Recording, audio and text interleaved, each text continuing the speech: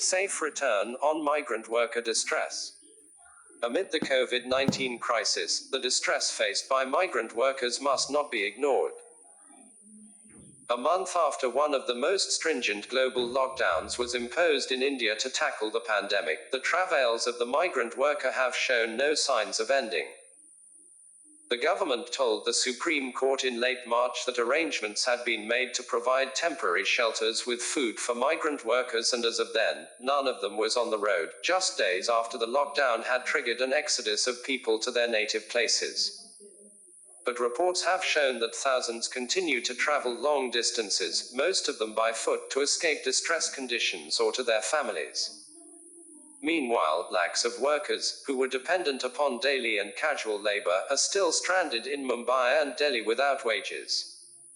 The functioning of shelters in several places has been uneven across states and metropolitan cities. With the ongoing lockdown hurting the economy, the Finance Ministry's relief measures have been insufficient in providing for their needs. Some migrant workers, who stare at a continuing loss of livelihoods in their adopted places of work, are better off depending upon the social safety nets and familial support structures in their native places. They should be allowed to avail these in a dignified and humane way. Restarting work under the MGNREGA that went dormant in the earlier period of the lockdown has provided an incentive for workers to leave for their native places. It is evident that the option of keeping workers at their respective places is no longer viable, and the centre must work at ways to allow for the transport to their native places. India, among other Asian countries such as its neighbors in the subcontinent, Malaysia and others, has managed to avoid the high fatalities and infection rates that have been seen in Europe and North America. The lockdown has helped, but it has come at a huge humanitarian and economic cost. The question of whether to extend a lockdown amid an economic crisis is a moral dilemma that can be resolved only through practical steps that compensate the poor and the workers in the unorganized sector, and protect the old and the infirm. Maharashtra, the state with the highest incidence of COVID-19 cases, besides having the largest number of migrant workers, has urged the centre to plan and resume railway services for the labourers once the lockdown ends on May 3. It is a request the centre must heed. It is futile trying to blame workers for flocking to railway stations, as had happened in mid-April. States such as Madhya Pradesh and Uttar Pradesh are also gearing up to facilitate their return. These steps are welcome.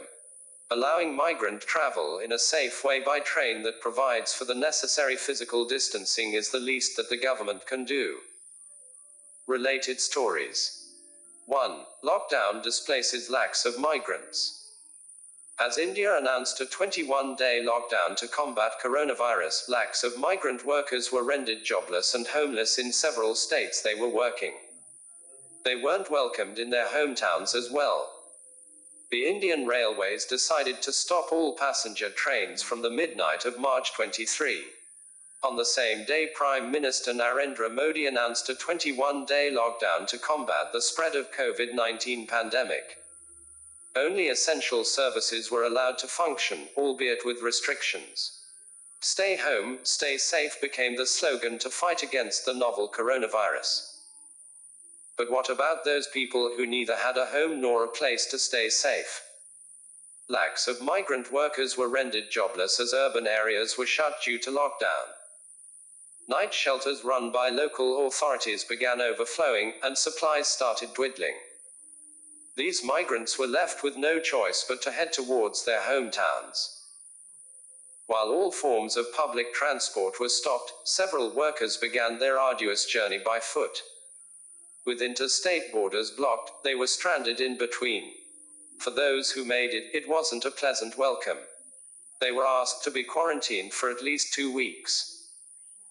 The scene of migrants walking along the national highways, police excesses on them, thousands of them swarming the bus stations when state governments operated special buses to ferry them, and barricades staring at them at their home states, narrate the ordeals they have gone through.